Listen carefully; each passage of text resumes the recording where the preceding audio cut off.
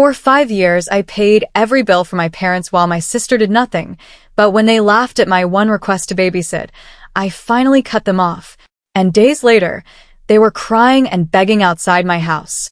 Hey, Reddit, I'm Alyssa, 30F. During those years, I played the dutiful daughter, paying their electric bills, helping with rent when they needed it, and even shelling out $9,000 of my own savings to get them a new car when theirs broke down. No questions asked. Why did I do it? Because I was the one who made it. I was the responsible one. I earned a scholarship, graduated from college while raising a baby, and got a decent job in tech. I didn't come from money, but I created a stable life, mostly out of guilt. My younger sister, Carly, 27, still lives at home without a job or any real plans. She bounces between nursing school and real estate, sometimes thinking about starting a podcast, but really, she contributes nothing while constantly taking from my mom as if it's no big deal. Since I was the one who succeeded, they expected me to help. They'd say, "You're doing so well, just support us until Carly gets on her feet." It won't last forever, Alyssa. We did everything for you when you were growing up. That last part always stung because I had been like a second mom, making Carly's school lunches, folding laundry when mom said her back hurt, and cleaning up while dad napped after dinner.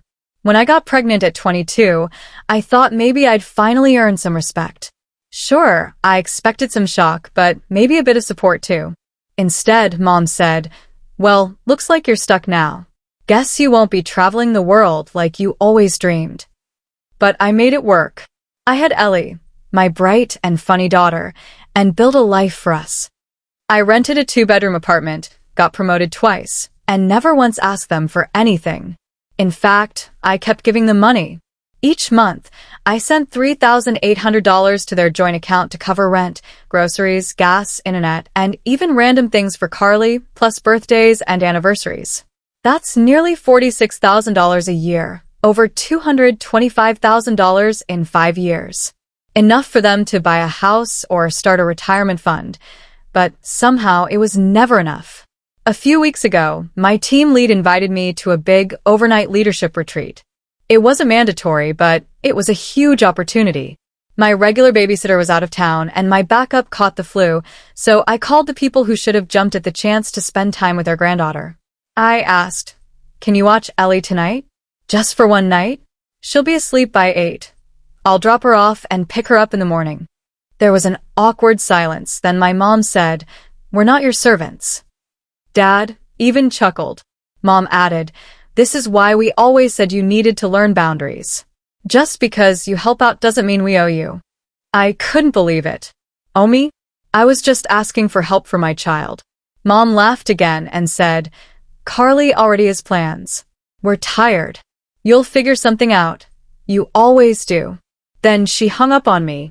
I stood there, stunned, while Ellie sat beside me on the couch, humming to her stuffed bunny.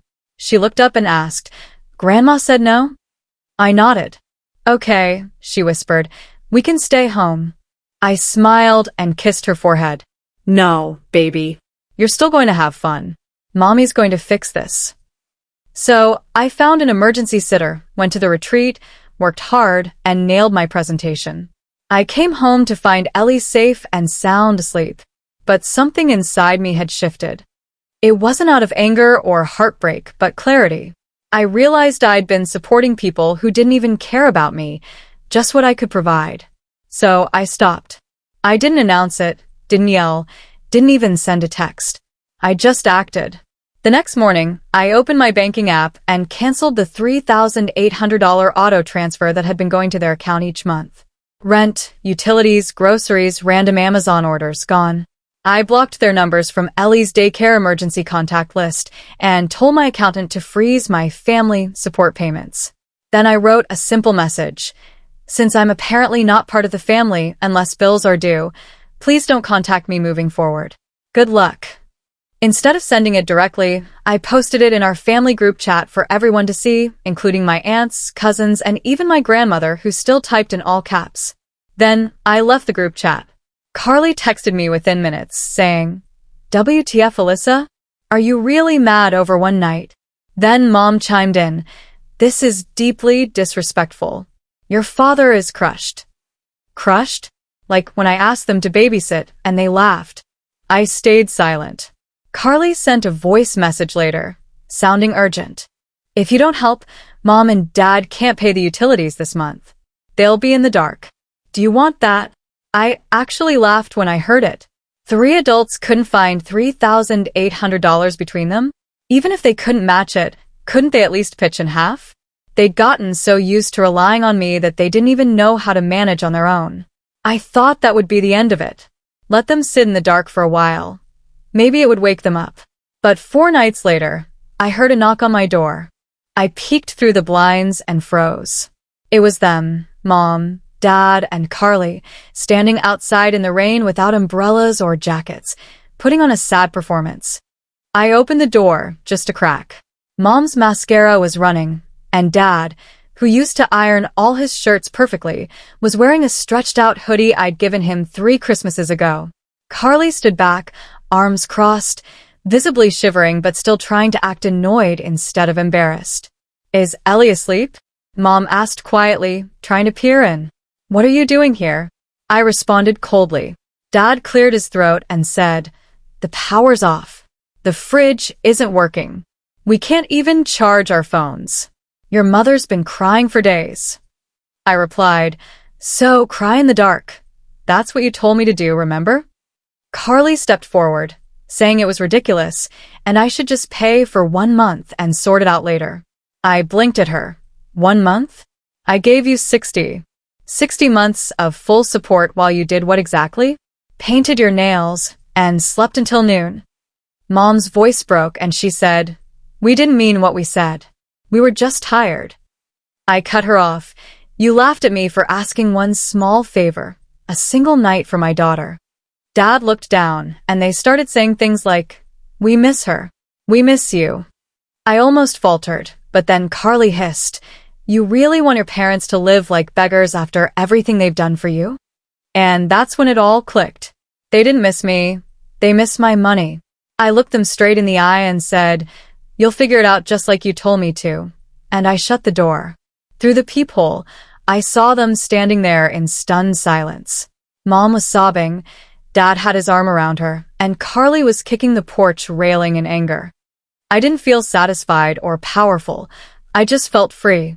That night, I held Ellie a little longer, her forehead warm against mine. No knocks, no guilt, no drained accounts, just peace. Word spread faster than I expected. By Monday morning, my cousin messaged me asking what was going on.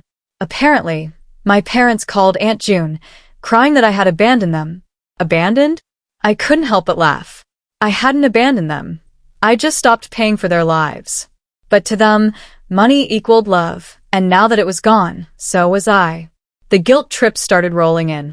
From Mom, I can't believe you'd let your parents suffer after everything we did for you. From Carly, you're literally watching us starve. Hope your daughter never does this to you. From Dad, Alyssa, be reasonable. You can't punish us forever. Each message twisted the truth, painting me as the villain. None of them mentioned the 5 years I supported them or the night they laughed when I asked for help with Ellie. Then I began to see the real consequences. My aunt slipped up during a call, telling me Carly had her car repossessed because she stopped making payments. My parents got a final notice from their landlord. Even the utilities I thought were minor, like internet and water, were at risk. 3 adults couldn't hold it together for even a month without me. They weren't just irresponsible, they were dependent. Reality was finally knocking on their door. The final straw came when Carly actually showed up at my job, storming into the lobby, demanding to see me and shouting loud enough for my coworkers to hear. She's letting her own parents live like beggars. Everyone thinks she's so successful, but she's heartless. Security had to escort her out. Later that night, my boss pulled me aside, asking if I was okay after what happened. I swallowed the shame, but felt something else rise up, relief. For the first time, I didn't cover for them. I didn't apologize. I simply said, family drama, but I was done with it and I meant it. The fallout wasn't just theirs, it was mine too. I had to confront years of patterns, guilt, and conditioning. But as I watched Ellie giggle at bedtime, safe and warm in the life I built without them, I realized cutting them off wasn't cruel, it was survival. The weeks that followed were oddly quiet. No knocks on the door, no late-night calls, no urgent messages. For the first time in years, my life felt like mine. Ellie and I hit our stride: school runs, bedtime stories, Saturday pancakes. Without the constant financial drain, I could finally invest in her. I signed her up for swim lessons, upgraded her car seat, and even started a college fund. Every dollar I had been pouring into their household was finally going toward our life. I slowly got updates. One afternoon, my grandmother called, gently saying, "They're behind on rent again. Carly's sold most of her things. Your dad tried to apply for one of those high-interest emergency loans. Your mom, she's not doing well." I didn't ask what not doing well meant. I had already figured it out. They weren't just facing a temporary setback. They were falling apart because their lives relied entirely on me. Now that I was out of the picture, their fragile existence was crumbling. About a month later, I got a text from a number I didn't recognize. It was short and full of desperation. "Alyssa, please. We're losing the house. Can you help us just this once? Don't let us end up on the street." I stared at the screen for what felt like forever. I thought back on those 5 years, all the times I supported them without so much as a thank you. I recalled paying $3,800 a month, over $250,000 in total for people who couldn't even give me one night of support. Then I thought about Ellie, sound asleep in the other room. So I typed back, "I did help you for 5 years. You chose to laugh at me instead of respecting me. Now you have to deal with your choices." After that, I blocked the number. That night, I snuggled up next to Ellie while she slept, free from the buzzing of my phone, financial stress, and emotional baggage, just peace. No one really teaches you that sometimes healing means walking away. It can sound like silence after years of chaos. And it often feels like that deep breath you take when you finally realize that you don't owe anyone your suffering.